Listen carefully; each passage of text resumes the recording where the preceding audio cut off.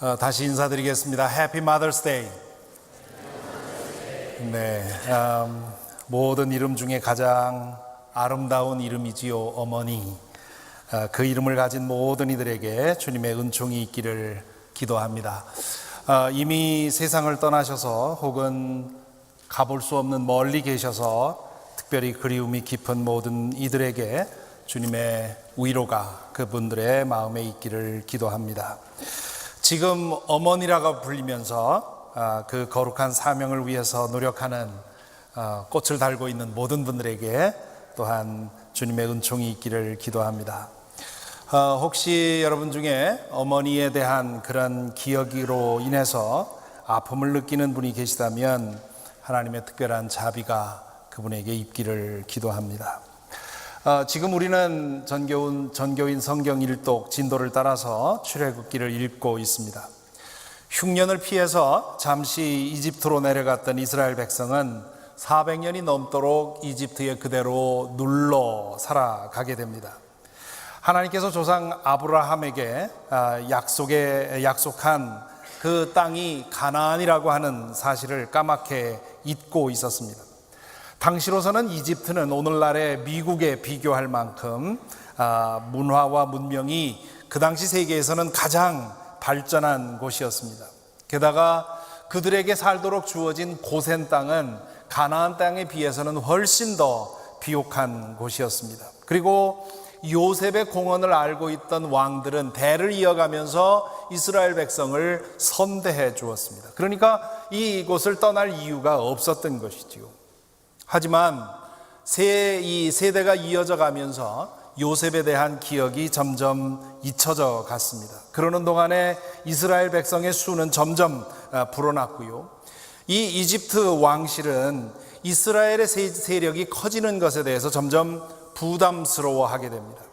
다른 민족이 이집트를 침공했을 때 이스라엘 백성이 갑자기 그 민족에게 가담하면 이건 걷잡을 수 없는 사태가 일어날 거라고 생각을 했습니다. 그래서 이스라엘 백성의 인구를 좀 제한해야 되겠다, 그런 생각을 하게 된 것이지요.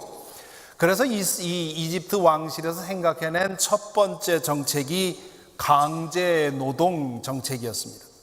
비돔과 라암셋이라고 하는 곳에 거대한 곡식 창고를 건설하는 일에 이스라엘 백성을 동원을 시켰지요. 한편으로는 값싼 노동력을 얻고 다른 한편으로는 아이를 만드는 일을 방해하는 그런 일석이조의 정책이었습니다.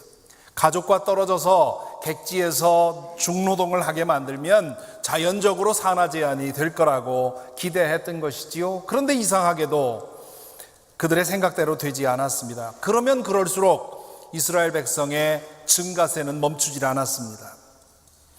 이집트 왕실에서 생각해낸 두 번째 카드는 산파들에게 명령해서 낳은 이 아이가 태어나는 즉시로 남자아이들이면 모두 죽이도록 그렇게 명령을 합니다. 그런데 그것도 뜻대로 되지 않습니다. 산파들이 왕보다는 하나님을 더 두려워했기 때문입니다. 산파들은 이스라엘 여성들이 하도 강인해서 우리 산파들이 도착하기도 전에 아이를 낳아버리기 때문에 우리가 어떻게 할 수가 없습니다. 그렇게 핑계를 대면서 이 왕의 명령을 회피합니다. 이도 저도 안 되자 이집트 왕실은 마지막으로 유아학살이라고 하는 카드를 꺼내지요. 이것이 절대 권력자들이 걷는 전형적인 경로입니다. 이집트 왕만이 아니라 많은 고대 국가의 절대 군주들이 그렇게 했습니다. 현대로 오면 히틀러가 그렇게 했고요. 또 캄보디아의 폴포트가 그렇게 했습니다. 오늘날에는 아이시스와 시리아가 그러고 있고요. 또한 북한 정권도 그 길로 가고 있는 것 같습니다. 이집트 왕은 태어난 남자아이를 모두 나일강에 던져버리도록 악어의 먹이가 되도록 하라고 명령을 내립니다. 이러한 포갑기간이 얼마나 오래 지속되었는지는 알 수가 없습니다. 정확한 그 기간을 알아낼 방법은 없지만 꽤 오래 지속되었다는 것만은 분명합니다. 그 기간 동안에 이스라엘 백성은 하나님께 호소하고 간구했습니다. 그 사실이 출애굽기에 아주 분명히 기록되어 있습니다. 출애굽기 2장 23절에 보면 세월이 많이 흘러서 이집트의 왕이 죽었다. 이스라엘 자손이 고된 일 때문에 탄식하며 부르짖으니 고된 일 때문에 부르짖는 소리가 하나님께 이르렀다. 그렇게 부르짖었지만, 그러면서 응답을 구했지만 하나님은 그 모든 호소와 간구의 묵묵부답이었습니다. 박해는 점점 심해지고 고난은 점점 무거워졌습니다. 이런 상황에 오래 있다 보면 믿음이 점점 흔들리게 되어 있지요. 하나님이 정말 듣고 계신가? 하나님이 과연 우리의 형편을 아시는가? 하나님이 과연 우리를 사랑하시는가? 그렇다면 왜 아무런 행동을 하지 않으시는가? 혹시 하나님이 우리를 버리신 것 아닌가? 아니, 하나님 없는 거 아닌가? 이런 질문들이 마음 깊은 곳에서 스멀스멀 나오는 것이지요. 아마 여러분 중에도 그런 회의감에 빠졌던 적이 있는 분이 계실 것입니다. 아마 지금 그런 상태에 있는 분도 계실지 모르겠습니다. 지금까지 그런 일이 없었다면 앞으로 그런 상황에 처할 수도 있습니다. 그것은 보이는 것에 붙들려 사는 우리 인간이 보이지 않는 하나님을 믿고 사는 과정에서 필연코 찾아오는 시간입니다. 또한 모든 것을 내 중심으로 생각하는 우리가 하나님을 믿고 살아가는 데 있어서 이건 피할 수 없는 믿음의 시험입니다. 하나님은 우리의 바람과 소원대로 움직이시는 분이 아니라 당신의 거대한 계획을 따라 움직이시는 분이기 때문에 때로 그분은 우리에게 너무 느리고 때로는 아무런 관심 없는 것처럼 보이게 되어 있습니다. 출애굽기 1장은 이렇듯 깜깜한 어둠과 절망의 이야기입니다. 피비린내 나는 이집트 잔혹사의 이야기이지요. 하나님은 이집트 왕실의 그 잔인한 폭정과 이스라엘 백성의 고난을 알면서도 그대로 모른 채 하시는 것 같습니다. 반면 출애굽기 2장으로 넘어가면 아주 은밀하게 하나님이 일을 시작하십니다. 모두가 하나님의 응답 없음에 지쳐 있을 때 하나님은 아주 조용하게 구원의 역사를 준비하시지요. 아므람이라고 하는 남자와 요게벳이라고 하는 여자를 통해서 아이를 지으십니다. 그 이후의 이야기를 읽어보면 그들에게는 이미 아론과 미리암이라고 하는 자녀들이 있었습니다. 아론은 남자아이였지만 유아 학살 명령이 내려지기 전에 태어난 아이였던 것이고요. 그리고 미리암이라는 딸이 있었습니다. 유아 학살 명령이 내려졌을 때 이 부부는 더 이상 아이를 낳지 말자, 그렇게 결정하고 노력했겠지요. 태어나는 아기가 남자들은 모두 악어 밥으로 내던져진다는 사실을 알고 아이를 낳을 사람이 어디 있겠습니까? 그런데 계획 없던 아이가 태어난 거죠. 이럴 때 분별 없는 부모들이 하는 말이 있습니다. 너 실수로 낳았다, 이런 얘기하죠. 이건 생명에 대해서 할 말이 아닙니다. 그렇게 생각하는 것은 하나님께 죄를 짓는 일입니다. 생명의 주권자가 하나님이라는 사실을 부정하는 말입니다. 생명은 사람이 만든 것이 아니라 하나님이 주시는 것입니다. 또한 하나님은 자주 인간의 계획을 넘어서서 활동하십니다. 인간의 계획에는 없었다 해도 하나님의 계획에 있었기 때문에 그 아이가 주어진 것이지요. 또한 자녀에게 장난으로라도 그런 말을 해서는 안 됩니다. 자신이 부모가 뜻하지 않았던 자식이라는 생각은 그 아이의 자아상에 심한 부정적인 영향을 줄 수 있기 때문이지요. 이 아므람과 요게벳은 임신된 사실을 알고는 하늘이 무너지는 것 같았을 것입니다. 그날로부터 그들이 어떻게 했을까요? 기왕에 생기는 아이니까 딸을 달라고 하나님께 부르짖었을 것입니다. 우리의 기도가 대개 이렇습니다. 잘못은 우리가 해놓고 그것을 고쳐달라고 하나님께 부르짖지요. 그런데 10달이 다 되어서 아기를 받아놓고 보니 이게 없어야 할 게 눈에 보입니다. 그러니 얼마나 낙심했겠습니까? 얼마나 두려웠겠습니까? 아이의 부모는 어떻게든 이 아들이 그 악어밥이 되는 비참한 운명을 피하고 싶었습니다. 그래서 석 달 동안 숨겨서 키웠습니다. 이 대목에서 눈에 띄는 구절이 있습니다. 2장 2절인데요. 그 여자가 임신을 하여 아들을 낳았는데 그 아이가 하도 잘생겨서 남이 모르게 석 달 동안이나 길렀다. 그럼 이게 무슨 말일까요?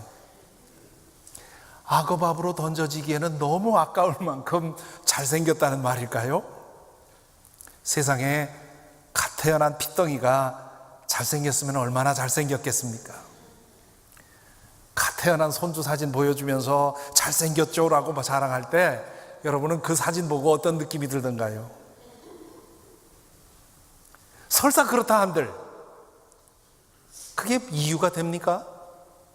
잘생기지 못한 아이는 버려둬도 좋고 잘생긴 아이는 버려지기에 아깝다는 뜻입니까? 어느 부모가 잘생긴 자식이라고 해서 살리고 못생긴 자식이라고 해서 버린단 말입니까? 물론 그런 철없는 부모의 이야기가 가끔 들리긴 합니다만 보통 부모는 그러지 않습니다. 오히려 못생긴 자식에게 더 사랑이 가는 법이지요. 그렇기 때문에 이 구절의 의미에 대해서 학자들이 많이 논의를 했습니다. 가장 믿을 만한 해석을 유진 피터슨이라는 분이 그 메시지 번역에서 이렇게 번역해 놓았습니다.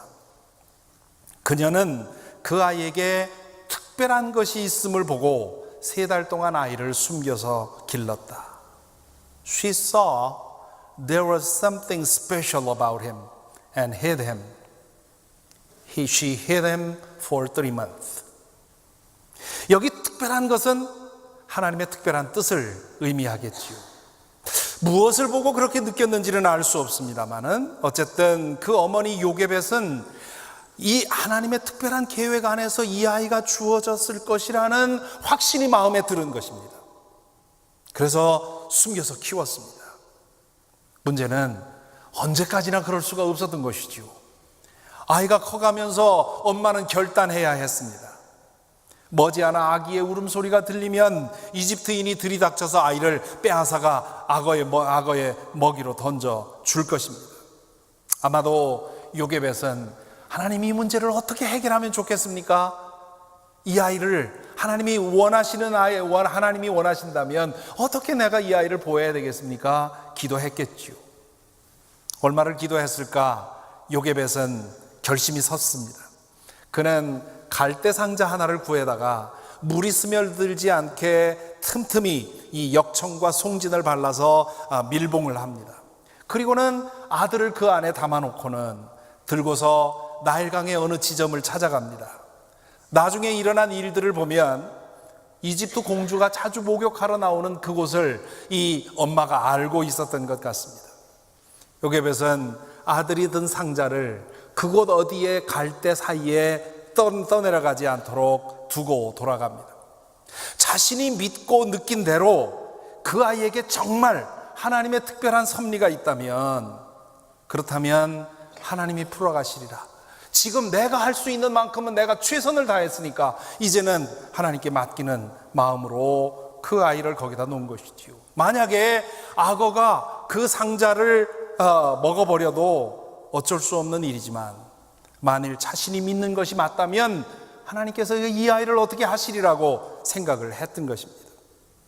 엄마가 시켰는지 아니면 스스로 그렇게 알아서 했는지 모르지만 누나 미리암이 몰래 숨어서 갈대 상자를 지켜보고 있습니다. 멀리서 지켜보는 미리암의 심정이 또 얼마나 어떠했을까 상상해 볼 수 있지 않습니까? 강물에 작은 파장만 일어나도 혹시나 악어가 고개를 내밀어서 악어가 나와서 아이를 내 동생을 잡아먹지 않나 철렁 가슴이 내려앉았겠지요. 엄마는 엄마대로 하나님께 맡겨놓고는 집에 가서 마음 졸이며 기도했을 것이고 누나는 누나대로 그 모습을 숨어 지켜보면서 가슴 졸였겠죠. 얼마 후에 요게벳의 기대대로 이집트 공주가 시녀들과 함께 목욕하러 하기 위해 그곳에 나타납니다. 공주는 그 이상한 갈대 상자를 발견하고는 그걸 가져오라고 합니다. 뚜껑을 열어보니 히브리 남자아이가 거기서 울고 있습니다. 아버지의 명령을 기억한다면 이 공주는 그대로 나일강에 던져 버렸어야 합니다. 그런데 이상하게도 공주의 마음이 그 아이를 놓아주지 못합니다. 아이가 불쌍해졌습니다. 그 아이를 돌보아주고 싶었습니다. 하나님께서 은밀하게 그 공주의 마음에 역사하신 것이지요. 그때 숨어있던 미리암이 공주에게 접근합니다. 사실 이것은 목숨을 위태롭게 하는 아주 목숨을 내건 그런 행동입니다. 미리암이 철이 없었거나 아니면 대담했거나 둘 중에 하나이겠지요. 미리암이 공주에게 다가가서 그 아이를 키울 만한 젖엄마를 우리 히브리 여인 가운데서 구해주겠다고 얘기를 합니다. 그러자 공주가 그렇게 하라고. 그래서 미리암이 돌아가서는 집에 있던 어머니를 불러오지요. 그러자 공주가 그 여인에게 이 아이를 젖먹여서 키우면 내가 그에 대한 삭슬 주겠다고 약속을 합니다. 세상에 자기 아기를 젖먹어 키우면서 월급까지 받은 그런 사람이 요게벳입니다. 여러분, 여기까지 읽으시고 여기까지 이야기를 들으시고 뭔가 이상하게 느껴지는 점이 있지 않습니까? 이 모든 여기까지 진행되는 이 이야기 속에서 남성은 보이질 않습니다. 모세의 아버지 아므람은 아이를 낳고는 사라져버립니다. 아니, 없어진 게 아니라, 죽은 것이 아니라 아무 일도 하지 않지요. 이 모세의 아버지를 생각하면 오래전에 신학대학원 입학시험 때 보았던 성경 문제가 여전히 지금도 생각이 납니다. 간단한 성경 지식을 묻는 그런 시험에서 제가 답하지 못한 문제가 하나 있었습니다. 모세의 아버지 이름은 누구인가? 아무리 생각해도 성경에서 모세의 아버지 이야기를 읽은 적이 없습니다. 그래서 그냥 빈 공란으로 두고 나왔는데요. 나와 보니까 답을 쓴 사람이 아무도 없었어요. 나중에 보니까 이 출애굽기와 민수기에 나오는 족보에 2번 그 이름이 나옵니다. 그래서 그 사실을 알고는 그 시험 본 학생들이 수군댔습니다. 쪼잔한 교수. 그따위 문제를 내느냐고.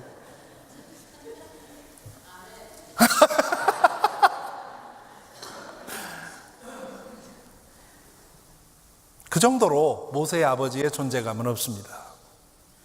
또한 그들에게는 아들 아론과 딸 미리암이 있었지요. 그런데 동생을 살리는 일에 어머니를 도운 사람은 아들이 아니라 미리암이었습니다. 정말 중요한 시점에서 남자들은 참 쓸모가 없습니다. 옛날도 그랬고 요즘도 자주 그렇습니다. 요게벳, 미리암, 그리고 이름을 알 수 없는 이집트 공주, 이 세 여인을 통해서 하나님은 이스라엘 구원할 계획을 추진하십니다. 남성들은 이집트 왕처럼 하나님의 뜻을 방해하거나 아므람이나 야론처럼 방관자로 있었습니다. 하나님의 뜻을 분별하고 그 뜻이 이루어지게 하려고 길을 찾고 위험을 감수한 것은 요게벳과 미리암이었습니다. 이집트 공주는 비록 하나님을 알지 못하는 사람이었지만 그러나 하나님께서 사용할 만한 그런 예민한 부드러운 마음을 가지고 있었습니다. 모세가 목숨을 건질 수 있었고 그리고 그를 통해서 하나님의 뜻이 이루어질 수 있었던 것은 이 여성들의 마음 때문입니다. 이 세 여성이 공통적으로 가지고 있었던 마음이 어떤 마음입니까? 사려 깊은 마음, 주의 깊은 마음. 여기 본문에 보듯이 모세에게 특별한 것이 있는 것을 발견한 것은 아버지가 아니라 어머니 요게벳이었습니다.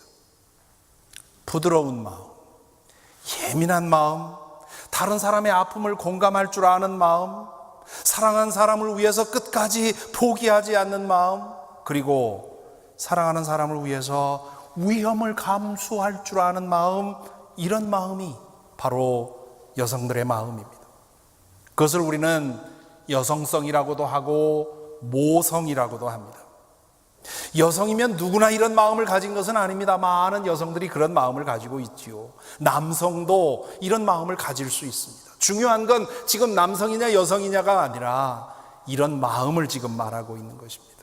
출애굽기 2장에 나오는 이 세 여인은 그런 마음을 가졌었기 때문에 하나님이 그 세 여인을 통해서 역사하시는 것이지요. 우리가 어머니 날을 정하고 그 날을 지키는 이유는 우리 모두가 어머니의 이 마음에 빚진 사람들이기 때문입니다. 우리의 어머니들은 요게벳과 같습니다. 그분들은 우리를 모세처럼 죽음 가운데서 살려내신 분들입니다. 그분들의 사려 깊은 마음, 부드러운 마음, 따뜻한 마음, 아낌없이 주는 마음, 기꺼이 위험을 감수하는 마음이 위험을 무릅쓰고 우리를 낳고 길러서 갈대 상자에 넣어서 나일강에 내어놓게 하셨습니다. 그런 어머니들이 있었기에 오늘 우리가 있는 것이지요. 우리는 모두 우리의 어머니들에게 모세였습니다. 우리의 어머니들은 우리에게서 하나님의 특별한 뜻을 발견하고 길러서 그리고 요게벳처럼 우리를 갈대 상자 안에 넣어서 나일강에 내어놓는 아픔을 겪으셨습니다. 한 번만이 아니라 여러 번 그렇게 하셨습니다. 그렇기에 우리는 어머니는 우리 모두에게 가장 아름다운 이름이고 가장 강한 이름입니다. 그 사랑으로 오늘 우리가 살고 있는 것이지요. 저도 역시 제 어머니가 만든 갈대 상자를 통해서 구원받은 사람입니다. 저는 초등학교 4학년 때 4학년을 마치고 5학년 올라갈 때 당진에서 인천으로 전학을 갔습니다.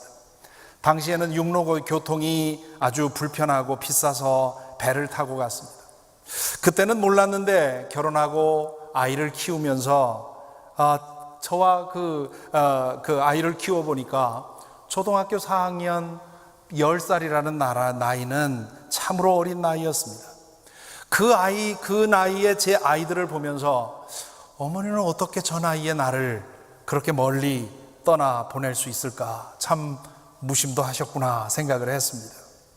아무리 할머니와 친척들이 있다 해도 쉬운 일이 아니었다 싶었습니다. 그래서 언젠가 어머니께 여쭈었습니다. 어머니는 도대체 무슨 마음으로 10살의 어린 자식을 떠나보내셨나요? 당시에 당진에서 인천은 오늘날 한국에서 미국만큼이나 먼 거리였습니다. 그랬더니 이렇게 대답하십니다. 그때 항구에서 배를 태워서 너를 보내고 와서 집에 돌아와서 서럽고 슬퍼서 부엌에서 혼자 한참을 울었다. 그런 줄 저는 까맣게 몰랐습니다. 당신을 떠나서 객지에서 제가 자라고 있는 동안에 어머니가 때로는 얼마나 마음 졸이며 저로 인해서 울고 또 저를 위해 기도했는지 저는 몰랐습니다. 그분은 마치 갈대밭에 내다 놓은 갈대 상자를 생각하며 혹시나 악어가 먼저 잡아먹는 것은 아닌가? 하나님 내 아이를 구해 주십시오라고 가슴 졸여 기도하던 요게벳처럼 저를 떠나보내셨고 그렇게 해서 저를 살리셨습니다. 저도 자라는 동안에 악어에게 잡아먹힐 뻔한 적이 여러 번 있었습니다. 그 모든 위험에서 저를 지켜준 힘은 저를 향한 어머니의 믿음과 그의 간절한 기도와 하나님께 대한 믿음 때문이었다고 믿습니다. 영국 작가 키플링이 어머니에 대해서 이렇게 말했다고 하지요. God could not be everywhere and therefore He made mothers. 하나님은 어디에나 계실 수 없어서 어머니를 주셨다. 저는 이 말에 전적으로 공감하지는 않습니다. 왜냐하면 하나님은 어디에나 계시지요. 모든 사람과 함께 하십니다. 그래서 저는 이 말을 이렇게 바꾸고 싶습니다. 하나님은 보이지 않는 당신의 사랑을 보여주려고 어머니를 주셨다. 구약 성경을 읽어보면 부성적인 하나님, 강한 하나님, 심판자 하나님, 털끝만큼의 용서도 없는 하나님의 모습을 자주 봅니다. 우리의 하나님은 가장 먼저 창조주요, 전능자요, 심판자입니다. 그분은 거룩하신 분이고 그렇기 때문에 당신이 거룩하신 것처럼 우리도 거룩하기를 기대하시는 분입니다. 그렇기 때문에 우리가 죄 가운데 살 때 하나님은 두려운 분으로 나타나십니다. 그분의 거룩하심과 우리의 죄성을 생각하면 하나님과 우리 사이에는 억만광년의 거리가 있습니다. 그것을 안다면 우리는 하나님의 앞에 설 때마다 옷깃을 여미고 설 수밖에 없습니다. 그래서 우리는 하나님을 아버지라고 부르지요. 하지만 하나님께는 모성적인 측면도 있습니다. 전능자요 심판자이신 아버지 하나님은 어머니의 심정으로 우리를 돌보시고 살피시고 구원하시고 인도하십니다. 그래서 우리 주님께서는 하나님을 아버지라고 부르지 아니하고 아빠라고 부르셨습니다. 그리고 제자들에게도 아빠라고 부르라고 가르치셨습니다. 하늘 아버지이신 전능자께서 하나님의 부성을 발동하실 때는 모세나 다윗 같은 강한 남성을 선택해서 사용하지만 때로는 요게벳이나 마리아 같은 여성을 택하여 일을 하시기 때문입니다. 그분의 모성적인 사랑을 알고 실행하는 데는 여성이 더 유리하기 때문입니다. 출애굽기 전반부에서 하나님은 어머니의 모습으로 나타나십니다. 이스라엘 백성이 당한 고난을 설명하는 대목에서 성경은 이렇게 말하지요. 하나님이 그들의 탄식 소리를 들으시고 아브라함과 이삭과 야곱에게 세우신 언약을 기억하시고 이스라엘 자손의 종살이를 보시고 그들의 처지를 생각하셨다. 여기에 나오는 4개의 단어를 주목해 보십시다. 그들의 탄식 소리를 들으셨다. God heard. 그들의 약속을 기억하셨다. God remembered.